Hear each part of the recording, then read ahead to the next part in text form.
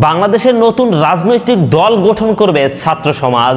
পাকিস্তানের ইমরান খান এবং তুরস্কের সরকার এরদোয়ানকে অনুসরণ করবে ছাত্রদের সেই নতুন দল।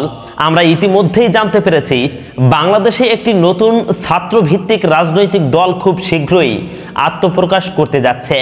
এই দলের গঠনতন্ত্রের ভিত্তি তৈরি হচ্ছে পাকিস্তানের ইমরান খানের তেহরিকি ইনসাফ এবং তুরস্কের প্রেসিডেন্ট রিসেপ তাইয়েপ এরদোগানের একে পার্টি এবং ইন্দোনেশিয়ার আন্না হাদা পার্টির গঠনতন্ত্র পর্যালোচনা করে। দলটির পরিকল্পনা অনুসারে তারা দেশ ও জনগণের কল্যাণের লক্ষ্যে নতুন ধরনের রাজনৈতিক কাঠামো তৈরি করবে। দেশে গত বছরের জুলাই আগস্টে ছাত্রদের নেতৃত্বে দেশ জুড়ে যে বড় আন্দোলন শুরু হয়েছিল, যা দেশের রাজনৈতিক পরিবর্তনের জন্য এক নতুন দিগন্ত খুলে দেয়। আন্দোলনের পর সাবেক প্রধানমন্ত্রী শেখ হাসিনা পদত্যাগ করেন এবং দেশ নতুন অন্তর্বর্তী সরকারের অধীনে চলে যায়। এরপর থেকেই ছাত্রদের উদ্যোগে নতুন রাজনৈতিক দলের প্রতিষ্ঠা নিয়ে আলোচনা শুরু হয়। নতুন দলটি জাতীয় নাগরিক কমিটি এবং বৈষম্য বিরোধী ছাত্র আন্দোলনের নেতৃত্বে থাকবে। আগামী 15ই ফেব্রুয়ারির মধ্যে দলটি ঘোষণা করার পরিকল্পনা রয়েছে। দলটির গঠনতন্ত্র তৈরির কাজও চলছে এবং এর মধ্যে উপদেষ্টা নাহিদ ইসলাম এবং আসিফ মাহমুদ সজীব ভুইয়া পদত্যাগ করবেন বলে জানা গেছে। উপদেষ্টা নাহিদ ইসলাম দলের নেতৃত্বে থাকবেন, আর মুশফিক সালেহীন, যিনি জাতীয় নাগরিক কমিটির সহ মুখপাত্র, তিনি জানান যে নতুন দলটি দেশের বাইরে বিশেষ করে গণ অভ্যুত্থানের মাধ্যমে প্রতিষ্ঠিত দলগুলোর গঠনতন্ত্র নিয়ে আলোচনা করছে। এই নতুন দলটির গঠনতন্ত্রের মূল লক্ষ্য হবে একটি স্বচ্ছ ও গণতান্ত্রিক রাজনৈতিক কাঠামো তৈরি করা, যেখানে ছাত্রদের পাশাপাশি দেশের সাধারণ মানুষের কণ্ঠস্বর শোনা যাবে। দলটি ছাত্রদের আন্দোলনের মধ্য দিয়ে বৈষম্য বিরোধী সমাজ ব্যবস্থা গড়ে তুলতে আগ্রহী। প্রতিটি দলের গঠনতন্ত্রে নেতৃত্ববৃন্দের পেশাগত দৃষ্টিভঙ্গি, দলের অভ্যন্তরীণ নির্বাচনী প্রক্রিয়া এবং জনগণের উন্নতির জন্য উদ্দেশ্য নির্ধারণ করা হয়।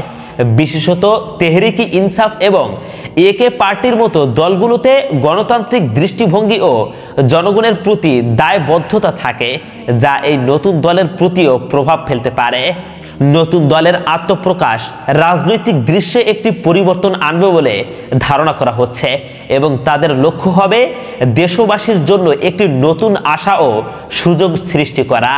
দর্শক, তবে এরই মধ্যে ছাত্রদের দল গঠন নিয়ে ব্রিটিশ গণমাধ্যমে মুখ খুলেছেন ডক্টর মোহাম্মদ ইউনূস। ছাত্ররা দল গঠন করছে এটা এখন মোটামুটি নিশ্চিত, তবে এই দল গঠনের পরামর্শ আর অনুরোধ করেছেন ডক্টর মোহাম্মদ ইউনূস। ব্রিটিশ গণমাধ্যম দ্য ফিনান্সিয়াল টাইমসকে দেওয়া এক পডকাস্ট সাক্ষাৎকারে অন্তর্বর্তী সরকারের প্রধান যা বলেছেন তাতে এমনই মনে করছেন সচেতনরা। সাক্ষাৎকারের এক অংশে ডক্টর ইউনূস বলেছেন, একটি সম্ভাবনা হলো ছাত্ররা নিজেরাই একটি দল গঠন করবে। শুরুতে যখন তারা উপদেষ্টা পরিষদ সভা গঠন করে, তখন আমি 3 জন ছাত্রকে আমার উপদেষ্টা পরিষদে নিয়েছিলাম। আমি বলেছিলাম যদি তারা বাংলাদেশকে জীবন দিতে পারে তাহলে তারা উপদেষ্টা পরিষদে বসতে পারে। বাংলাদেশের নতুন জীবন দেওয়ার জন্য কি করতে হবে সে বিষয়ে সিদ্ধান্ত নিতে পারে। তারা ভালো কাজ করছে। এখন ছাত্ররা বলছে দল গঠন করলে সংসদে একটিও আসন থাকবে না, কারণ কেউ তাদের চেনে না। আমি তাদের বললাম পুরো জাতি তাদের চেনে, তারা যা করতে চায় সে বিষয়ে তাদেরকে একটা সুযোগ দিক, সুতরাং তারা এটা করবে। ডক্টর ইউনূসের এমন কথাতেই সচেতনরা মনে করছেন ছাত্রদের দল গঠনের পরামর্শ কিংবা উৎসাহ তিনি দিয়েছেন, আর এটাই তাদের সেফ এক্সিট হিসেবে সবচেয়ে কার্যকর। ছাত্ররা দল গঠন করবে এ লক্ষ্যে তারা দেশ জুড়ে লোকজনকে সংগঠিত করছে। ফিনান্সিয়াল টাইমসকে এ কথা বলেছেন অন্তর্বর্তী সরকারের প্রধান উপদেষ্টা অধ্যাপক মোহাম্মদ ইউনূস।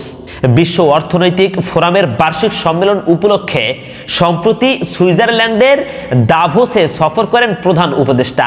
সে সময় ব্রিটিশ সংবাদ মাধ্যম ফিনান্সিয়াল টাইমসের প্রধান বৈদেশিক বিষয়ক ভাষ্যতে জেসমিনের উপস্থাপনা একটি পডকাস্টে এ কথা বলেন তিনি। রেসম্যান রিভিউজ নামের ওই পডকাস্টের কথোপকথন লিখিত আকারে বৃহস্পতিবার প্রকাশ করা হয়।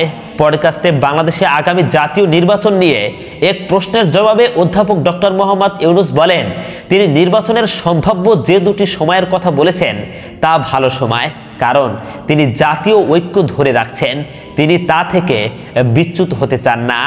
অধ্যাপক মোহাম্মদ ইউনূস আরো বলেন, দল গঠনের প্রক্রিয়ার মধ্যে হয়তো তারা বিচ্ছিন্ন হয়ে পড়বে, এটাও বিপদ, কারণ রাজনীতি শুরু করলে সব ধরনের রাজনীতিবিদ তাদের সঙ্গে মিশে যাবে। তাই আমরা জানি না তারা আমাদের দেশে যে রাজনীতি তা থেকে নিজেদের দূরে রাখতে পারবে কিনা। এই ধরনের সুযোগ আছে যা আমাদের নিতে হবে। তবে ছাত্ররা প্রস্তুত, তারা প্রচারণা চালাচ্ছে, তারা দেশ জুড়ে লোকজনকে সংগঠিত করছে। পডকাস্টে উপস্থাপক প্রশ্নের এক পর্যায়ে বলেন, ভারতীয়রা যেসব বিষয় বলছেন তার একটি বিষয়ে আপনার দৃষ্টি আকর্ষণ করতে চাই।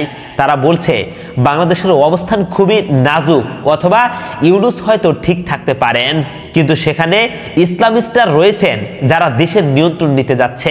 এ বিষয়ে আপনি কি বলবেন? অধ্যাপক মোহাম্মদ ইউনূস বলেন, আমরা এমন লক্ষণ দেখি না। তরুণেরা সত্যি প্রতিশ্রুতিবদ্ধ, তাদের খারাপ কোনো কিছুর সঙ্গে সংস্পর্শ নেই বা নিজেদের রাজনৈতিক আখের গোছানোর ব্যক্তিগত আকাঙ্ক্ষা নেই। ডক্টর ইউনূস আরো বলেন, তারা এই পরিস্থিতিতে রাজনৈতিক দল গঠন করছে বা রাজনীতিতে যুক্ত হচ্ছে, এটা দরকার, কারণ রক্ত দিয়ে তারা যেগুলো অর্জন করছে সেগুলো তাদেরকে রক্ষা করতে হবে, অন্যথায় সেগুলো সেসব ব্যক্তি নিয়ে যাবে যারা বিগত প্রশাসন ও অন্যান্যের মতো সবকিছুর পুনরাবৃত্তির করার সুযোগ খুঁজছে। এটাই বাংলাদেশে আমাদের রাজনৈতিক পরিবেশ, সুতরাং তারা এটা রক্ষা করার চেষ্টা করছে। তাই আমি বলবো ছাত্রদের স্বচ্ছ অভিপ্রায় থাকবে। ব্রিটিশ গণমাধ্যমে দেওয়া এমন সাক্ষাৎকারের পর রাজনৈতিক বিশ্লেষকরা ধরেই নিয়েছেন যে ছাত্রদের দল নিয়ে ডক্টর ইউনূস সব জানেন এবং তার অনুমতি নিয়ে দলটি করা হচ্ছে। বিশ্লেষকরা এটাও বলছেন, নির্বাচিত সরকার ক্ষমতায় আসলে ছাত্র আন্দোলনের নেতৃত্ব দেওয়াদের ভবিষ্যৎ কি হবে? এই প্রশ্নের উত্তর থেকেই চলে এসেছে তাদের স্টেপ এক্সিট প্ল্যানের কথা।